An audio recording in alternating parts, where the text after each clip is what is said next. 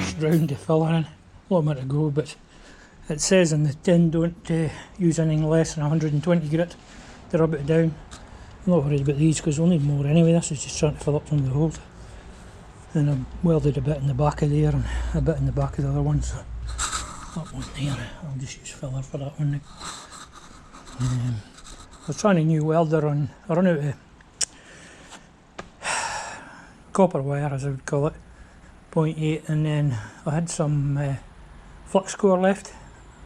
What a lovely thing it is with the flux core. I'll just stick with it. I think it's really easy to weld. So I'm going to mix up some more filler, give it another coat, and then a big sweep up, and that'll be me for the day. Okay, I'll bring it back once we get another bit done. Well, hello there, YouTubers. I've been doing a bit of filling on this nose cone here. I've been doing a bit, sanding it down, doing a bit, sanding it down. So that's the third fill, so I'll need a good sand down once it's hardened up a bit.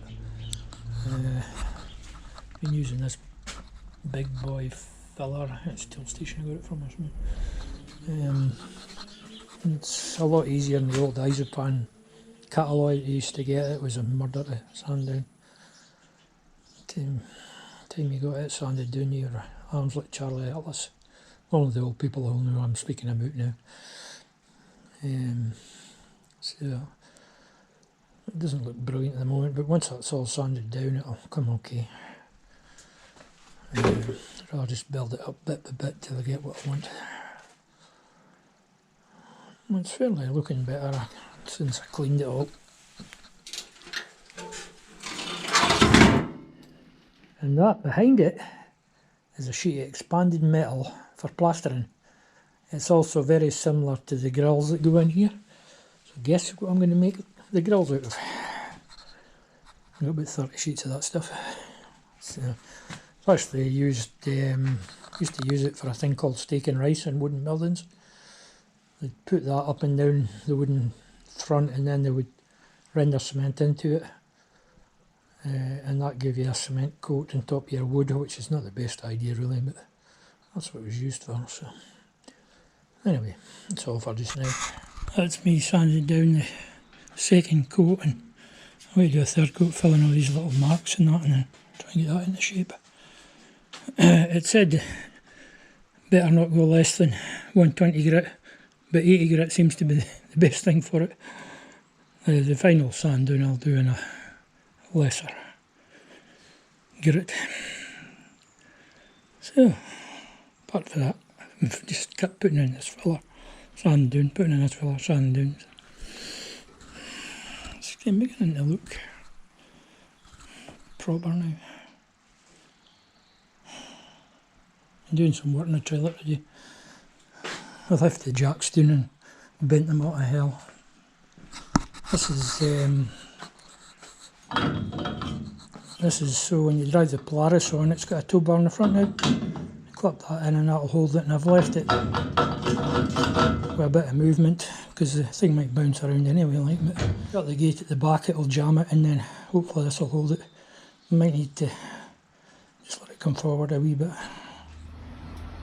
Just been towing the Polaris in the trailer with the car and pulled it no problem at all. And the trailer brakes brake the trailer, so no problem with it either. So just get it off now. It's the fun and games. And I'm within my towing weights. And the blooming jockey wheel fell apart and I couldn't find the inside, so I had to turn a bit in the lathe to go in the top and then weld in a 16mm bolt. No, 20mm bolt, that's probably a 20, possibly 18, and then weld it all back together. It was a bit tight to go in. Once it was in once, it was okay. I've taken it off here as well and put it on here. The reason being, when it's here, it was straight back. Probably going to make something to hold that up out the road. I don't know, maybe hold it there or something. Let's jam there. There we go. Leave that like that. I don't know if we can make the wheels stay upright. Probably can. So that's another job done. But one of the jobs that's up and coming shortly is taking all the back wheels off and getting the new seals in the half shafts. So that's a big job. It'll take me about a week, I think. And then that mudguard needs sorted. Either that mudguard or the other one I've got upstairs needs sorted. So I'll have to do that as well. So I'll wait to mix up some filler and give it another coat. I'm just doing a bit at a time. I'll do the top, then I'll do the side, and then I'll do the other side. Okay, I'm bringing you back. I've been working away at this nose cone. I've got this side nearly smooth. There's a couple of wee chips to fill up. I'm starting on that side. It's going out quite nice. I rub it down with 60 grit to get the big bits off, and then 80 and then 120, so maybe even have to go to 200 or something to get a better finish. What I'm thinking doing is getting it as good as I can, then painting it with some black paint that shows everything up, and then refill it on top of the black paint. We'll see. Quite a lot of filling still to do. I'm on to my second tub of the filler. I may need more. It's beginning to take shape. Seeing these lines thinking they're indents, but they're not. It's just the way it's like the contour lines. Anyway, you don't need to sit and watch me sanding down for hours on end. I'll bring you back when I get a bit further. Well, we've got a bit more done. I've run out of filler now, so I'll get some later in the week. This side's come out quite well. A couple of wee bits to sort. Excuse me. And I finished that on the two sides as well, but it's taking shape slowly. Just a lot of sanding down. But I'll try it on a tractor once I get it all. I think that's been pulled together a bit. But when it's on the tractor now, these two sides line up, which they didn't before. Let's do that in the light.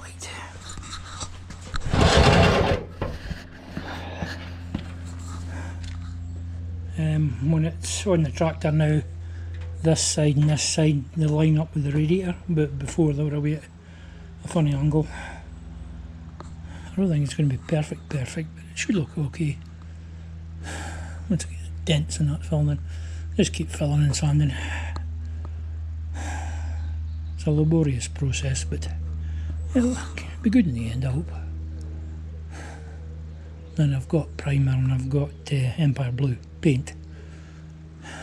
So maybe if I go at spraying the primer, see how it comes out.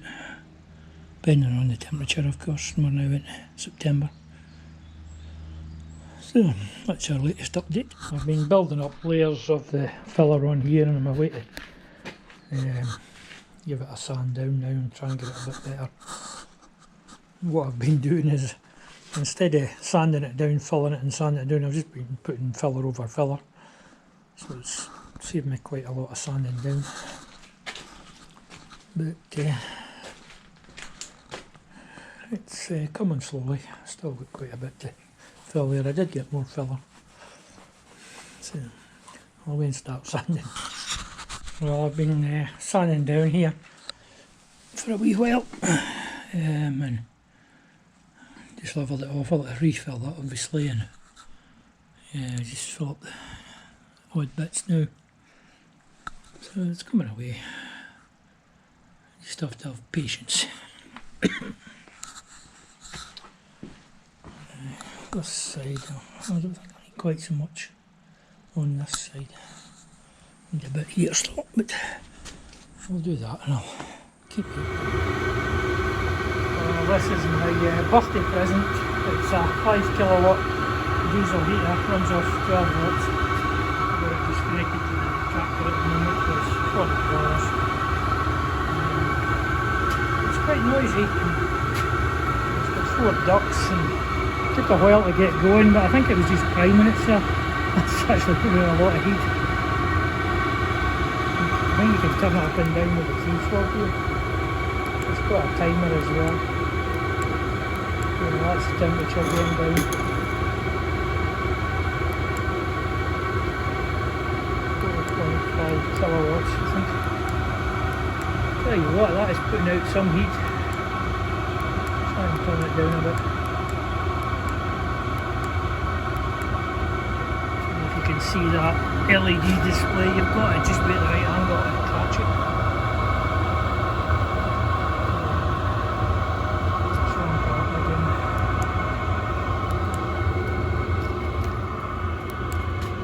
2.2 kilowatts.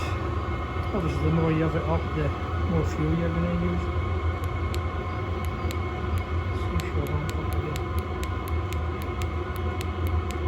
It's easy remote control. Remote control's got on, off, and up and down. That thing I haven't quite figured out yet, and the instructions are translated for Chinese. Should ramp up again here.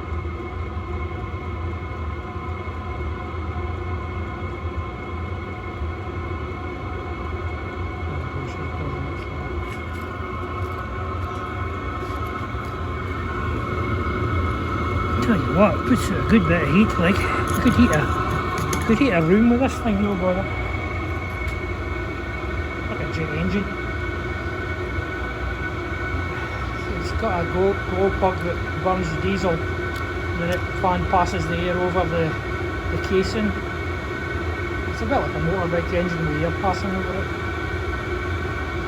It's certainly, I ain't cold here. I have to watch out for the exhaust though.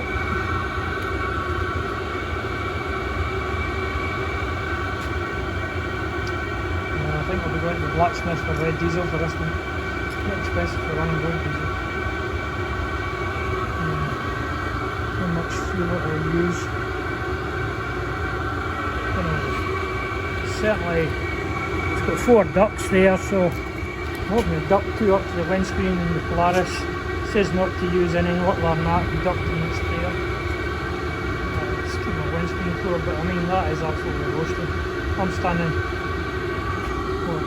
back here now, 8-10 feet away from it, and I can still feel the heat.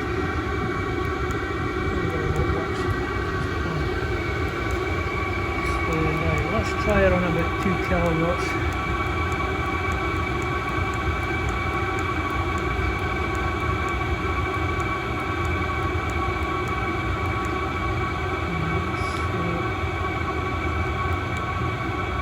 Assuming you can set the temperature as well, you know, like a thermostat, because it does detect temperature, I noticed. The book's interesting. Coming back down again. I mean, that is absolutely bloody roasting. Standing here, I'll burn your legs up. Mind you, the Polaris is going to need a lot of heat.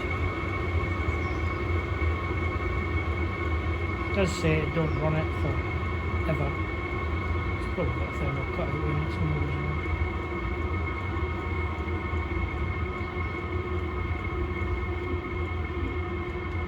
It's been counting up, the counter's been counting up. You just can't see this damn thing unless you're at the right angle. You hear that clicking? I think that's the fuel pump.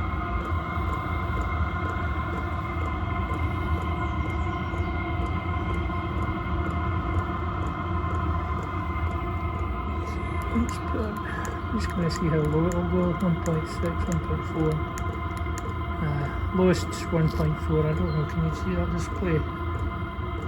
It's got 2 reds, 2 yellows and 2 greens, and the greens are, I presume when you ramp it up it comes in green. So 1.4 kilowatts to 5.2. There is a littler version of this and a bigger version. There's a 10 kilowatt thing. Right, that's at maximum. I'm sure where this display is, because I was trying to set the clock earlier. It's got Wi-Fi as well.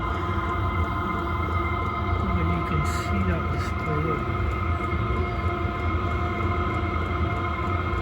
I'm back to being the big jet engine thing.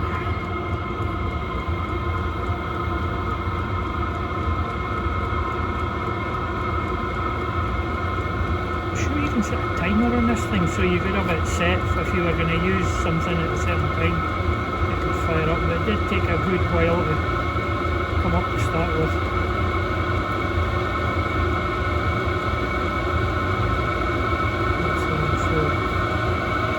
Let's have a look.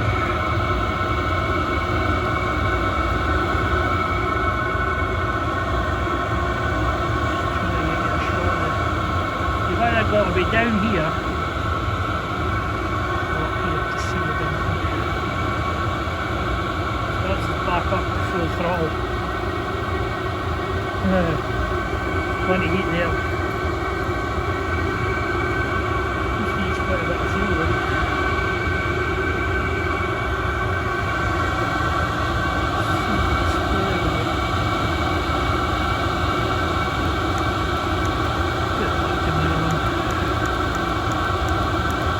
Playing at the moment, I haven't even figured out. Right, that's the minimum, 1.4. It's remote's easier to use because it's got off, on and up and down. Look at this thing with 1,000 buttons. And you can only see it at a certain angle.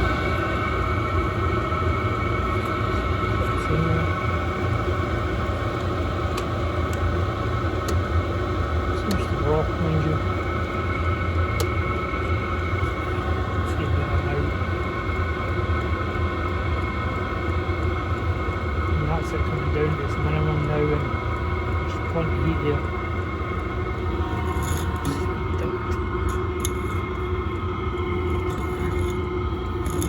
So we'll see how it works with the ducting.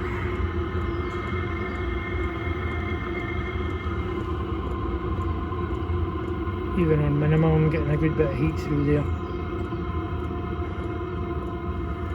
I mean, it's you can hardly hold my hand over it. It's certainly powerful. It's a wee bit noisy.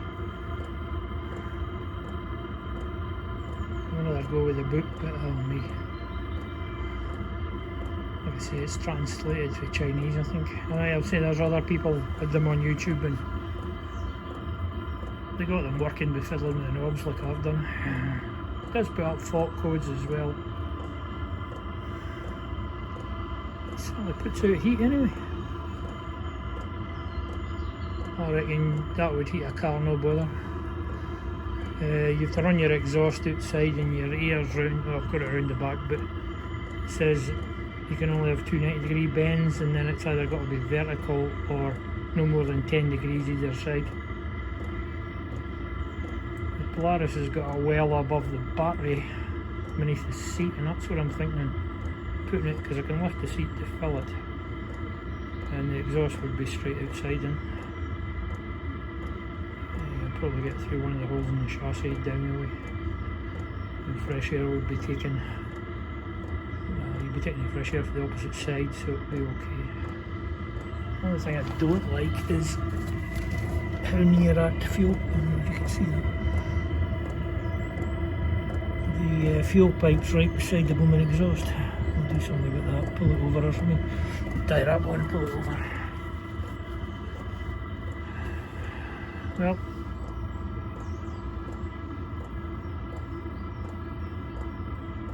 I reckon even on minimum that's putting out a lot of heat. It's 1.4 kilowatts. I mean, I reckon I could use that in here if I stand at the lathe. Just put it on the floor and let it batter away at you. So the plan is to mount it in the Polaris in such a way that I can either duct the heat. I'll love to have a big think about it. Like, once I get it all finished, I'll let you see it. I'm just doing a quick video on this thing.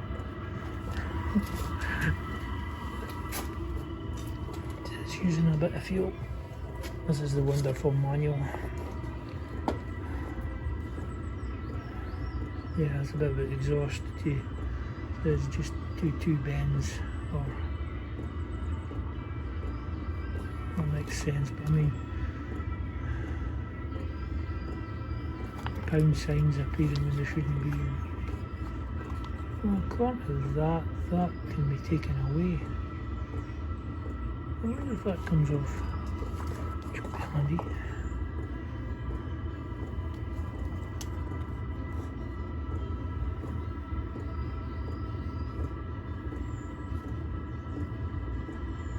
Fuel pipes, well, this manual does different models. The taller, narrower one, you have to mount the fuel tank somewhere, and then setting the time. Well, you can put a password in. Pump oil volume setting. Fan speed. Voltage setting. I'm set the voltage.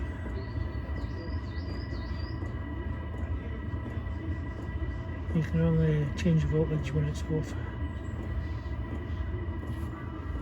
So I'll need to go and study this.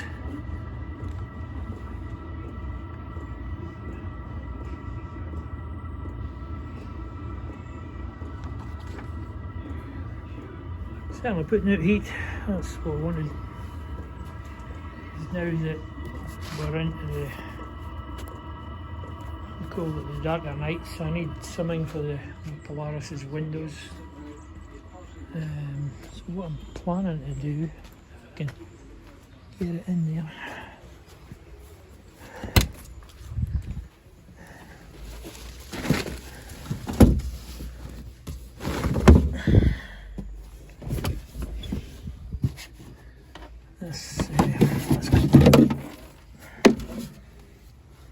Try and fit it in here, but measure up, see what room we've got. Worst come to the worst, I could raise the seat up a wee bit maybe.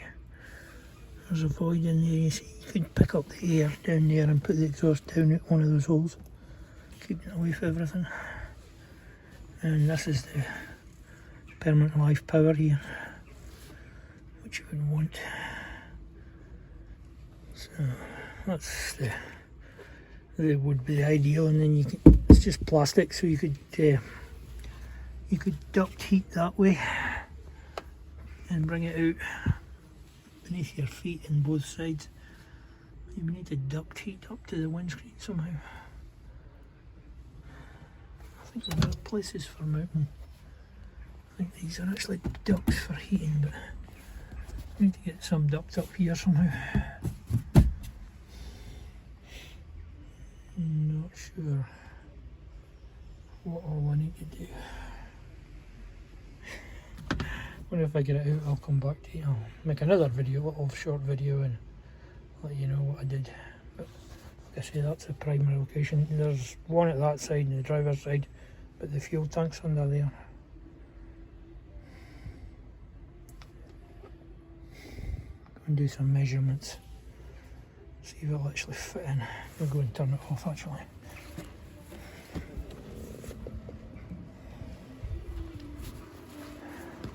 Well, certainly gives you heat.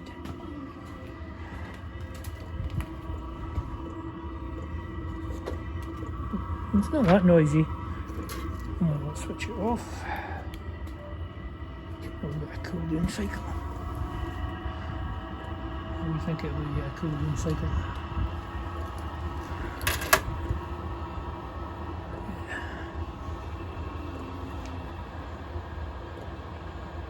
You can actually see that bit of mic on it at the moment.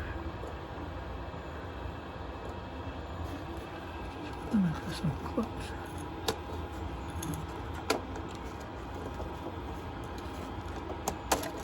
There we go.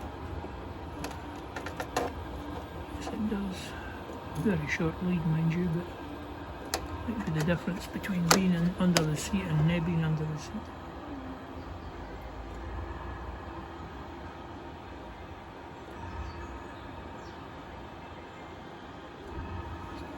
Purging out.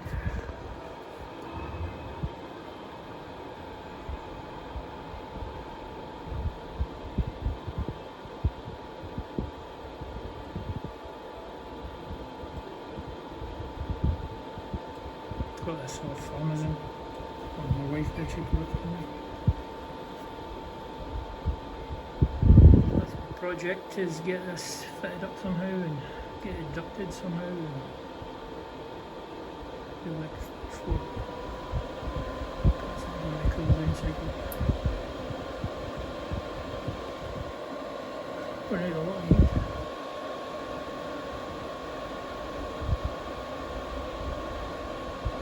I'm not worried about setting the time or anything because it's only on to the major battery time.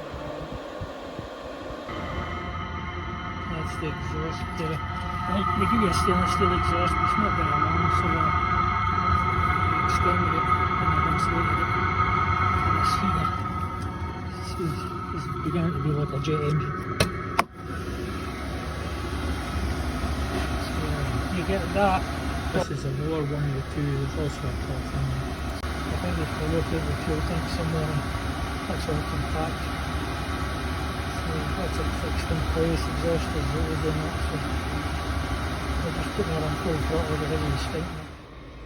I've been doing a bit more work in this heater for the Polaris. I've ducted some heat over here to the door and that white pipe goes right to the passenger side and turns back towards the fleet. Took it for a run again, it was burning my leg, so that's why I've installed this duct over the door here, because outside was cool, so it'll blow up past the side of the door. It can chuck out some heat. It takes around 5 minutes to spool up to full heat, and I'll put a carbon monoxide detector in the Polaris as well, just in case, because it's a fuel burning appliances.